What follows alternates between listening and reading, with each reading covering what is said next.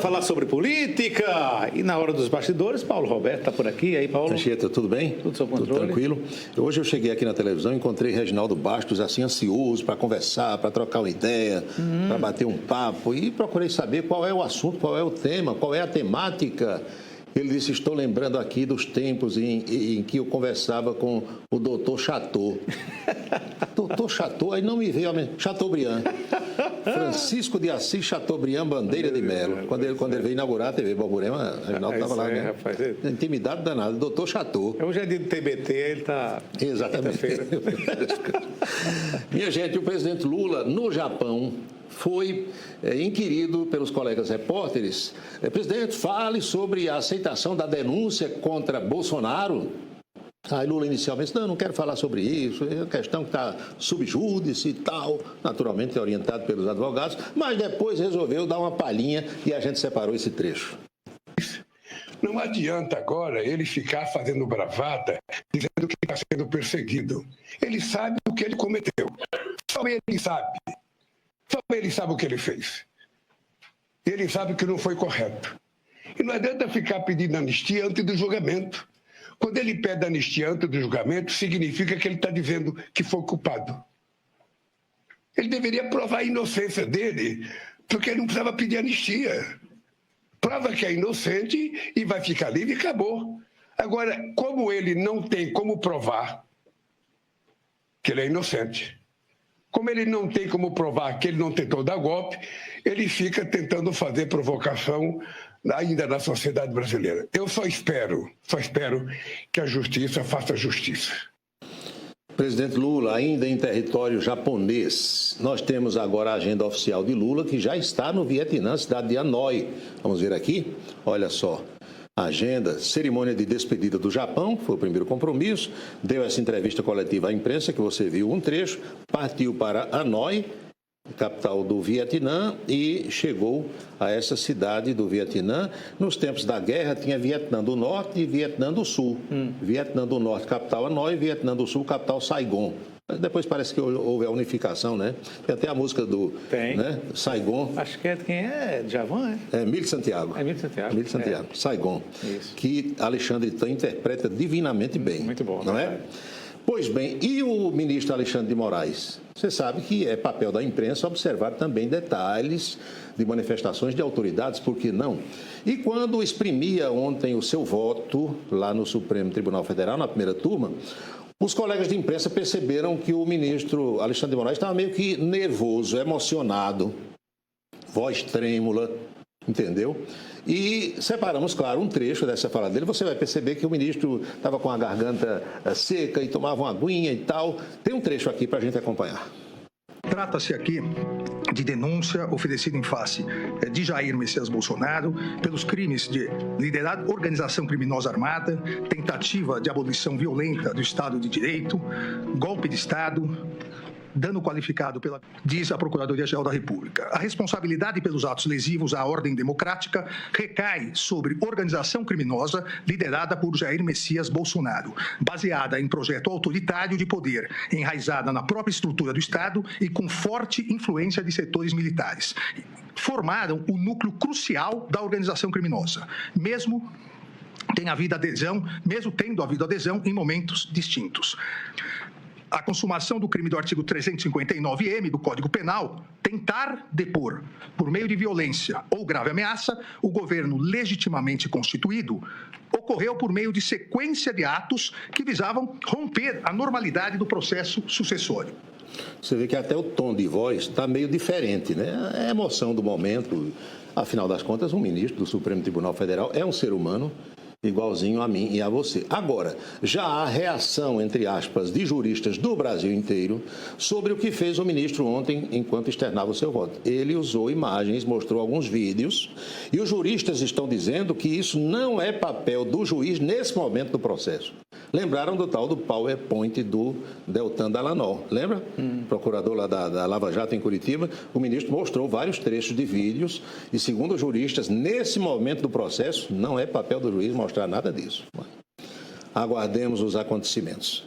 E o ex-presidente Bolsonaro virou réu, não foi ao Supremo ontem, ele foi na terça-feira, ontem aconselhado pelos advogados. Não foi, embora tivesse dito que iria, mas tão logo saiu o resultado da votação que o tornou réu, Bolsonaro estava no gabinete do filho dele, Flávio, que é senador, e falou com a imprensa. Também temos uma parte dessa entrevista. Diz Alexandre de Moraes que o golpe começou dia 29 de julho de 21. Um ano e meio antes de acabar 22. E ele tinha que, para dar ênfase à historinha dele, tinha que acabar de 8 de janeiro. E como é que ele chegou 29 de julho de 21? Pegou de janeiro e começou a voltar. O que aconteceu nesse dia que vocês não ficaram sabendo? Ou foi a PF que descobriu? Aquela banda da PF. Nesse dia eu fiz uma live onde eu falei sobre o inquérito 1361. Qual o problema? O inquérito ostensivo. E diz ele que eu difundi fake news. Eu difundi o que tinha dentro do inquérito. Jair Bolsonaro, aí é o que no direito o pessoal chama de jus esperneandi, né? É o direito de espernear, que alguns também falam jus estribuchandi, o direito de estribuchar. Aqui na terrinha, o ex-deputado Pedro Cunha Lima ontem deu entrevista e os colegas repórteres perguntaram: Pedro, Efraim quer ser candidato a governador. E Pedro disse: é um bom nome, eu voto nele, se o nome dele for o melhor na época. Tem sempre essa história. Está nas páginas. Voto com muito gosto. Pedro aposta em Efraim como candidato da oposição em 26. Mas não tem aqui a ressalva. Só, se ele for o melhor nome na época. Se for o meu, é claro que serei eu, né? Pois é. Aliás, Cássio Cunha Lima, o pai de Pedro, tem conversado muito com Gilberto Kassab, e Kassab quer Pedro candidato aqui no estado da Paraíba. Eu já disse isso, não é à toa que ele convidou o Pedro para o partido, né? Essa articulação às vezes vem de cima para baixo mesmo. Daqui a pouco isso vai, você sabe, quando chegar a hora da onça beber água, cada um corre para o seu lado. E o vereador Olímpio Oliveira, doutor Olímpio, quer que a Prefeitura de Campina Grande dê explicações e desenvolva ações firmes sobre esses recentes acontecimentos aí na saúde, especialmente do fato lamentável da morte do bebê e da mãe dele. Também está lá no blog Camisa 10. Vereador cobra ações firmes da Prefeitura de Campina Grande para debelar crise na saúde. Pois é. E o governador João Azevedo também foi procurado pelos repórteres ontem. Governador, a gente já ouviu Efraim Filho, já ouviu Damião Feliciano sobre essa federação aí, Progressistas e União Brasil. O que é que o senhor acha? Aí João disse: não estou ouvindo bem não. Aí repetiram a pergunta para João Azevedo. Tenha calma, meu filho. Olha aqui. João Azevedo prega cautela sobre Federação PP União Brasil na Paraíba. Vamos aguardar para tomar as decisões. Está mais do que certo, né? Cautela e tal, porque você sabe que o Progressistas tem um vice-governador. Eu sempre me impressiono com a habilidade política que João Azevedo desenvolveu, porque era um técnico até um tempo desses, né? Um qualificado técnico, mas ele, quando apareceu na política, desenvolveu uma habilidade. Virou raposa velha, de repente. Virou raposa velha. Pois é. Pois bem, aqui ali os caras jogam a casca de banana, o governador sai na boa, sai na tranquilidade. Boca maldita de hoje vem de Brasília. Quando Bolsonaro deu essa entrevista, foi mais um pronunciamento, né? O pessoal nem fez perguntas. Quando ele foi saindo do Senado, apareceu lá um cidadão e protestou contra o ex-presidente, dizendo que ele jogou oficiais das Forças Armadas na sarjeta, uma confusão danada. É a boca maldita de hoje que vem de Brasília. Você e sua raça, você botou generais atrás das grades, iludiu um monte de generais, bando de canalha, vocês são bandidos. Idiota!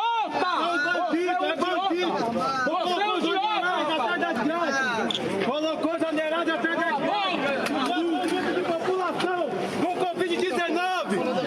Esse é um canalha que está aí dentro do poder e tem espaço aqui dentro do Congresso Nacional. Isso não pode acontecer. Isso não pode acontecer. O Congresso Nacional tem que expulsar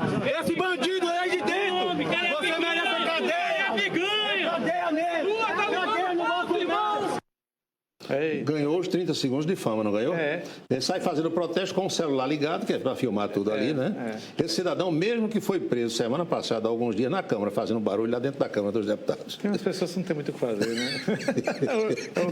É o emprego deles. É isso, Anchieta. Lembrando que amanhã, sexta-feira, tem ponto a ponto. Amanhã tem ponto a ponto, nós vamos bater um papo com a vereadora mais votada da última eleição em Campina Grande, Jo Oliveira. Estará conosco aqui no ponto a ponto. Amanhã eu lembro. Eu sei que você vai anunciar amanhã, mas como eu não estou, eu estou querendo saber. E aí, amanhã eu dou mais detalhes da entrevista. Muito bem, combinado. Um abraço. Vai lá, Paulo. Bem, vamos a Brasília. Outras novidades da capital federal, direto de Brasília, Napoleão de Castro. Um abraço, Anchieta. Cumprimentos a você, Paulo Roberto. Cumprimentar a nossa equipe, de forma especial o nosso telespectador nesta quinta-feira. A gente volta de Brasília, Palácio do Planalto, de onde a equipe do Em Dia fala nesse momento para atualizar o nosso telespectador com os temas mais importantes de hoje. Olha, final da tarde de ontem, início da noite, um momento importante no país com o encontro do Sistema Fé Comércio, as entidades representativas do comércio no país, com o Parlamento Brasileiro e com o presidente em exercício, Geraldo Alckmin, quando foi entregue a agenda legislativa para 2025 do Sistema Fé Comércio no país. Um dos integrantes do parlamento que mais tem sido voz de interlocução nesse tema é o senador do nosso estado, Efraim Filho. Ele conversou conosco, falou com a reportagem do Em Dia e deu detalhes da importância dessa interação. Olha, é importantíssimo o diálogo entre o Brasil que produz e o Brasil que legisla, né? Até para que a agenda do país seja uma agenda que interessa ao empreendedor, ela não pode ser uma agenda só do interesse dos governos. E a gente faz essa defesa de quem gera emprego, renda, oportunidade, quem paga seus impostos. A Paraíba, o Brasil, né, tem hoje um comércio em alta, abertura de novas vagas, geração de empregos. Agora, coisas que tem que avançar, não é só o pleno emprego. A gente ainda tem, né, muita gente precarizada, muita gente que é formada em direito, mas está fazendo Uber, né, para poder complementar a sua renda. Então o turismo, o comércio, ele pode sim avançando, gerar tantas oportunidades. E por isso a interação entre quem emprega, né, e quem faz as leis pode sim dar bons resultados. Senador Efraim Filho em entrevista à equipe do Em Dia. Uma quinta-feira, a Anchieta já tipou com a movimentação em nível de Congresso Nacional, já que a presença obrigatória dos parlamentares é terça e quarta, e temos também a ausência do presidente do Senado, Davi Alcolumbre, e da Câmara, o paraibano Hugo Mota, que estão em missão oficial ao Japão. De Brasília, do Palácio do Planalto, para o Em Dia, reportagem de Napoleão de Castro. Obrigado, Napoleão. Olha, em fevereiro desse ano nós noticiamos aqui na nossa programação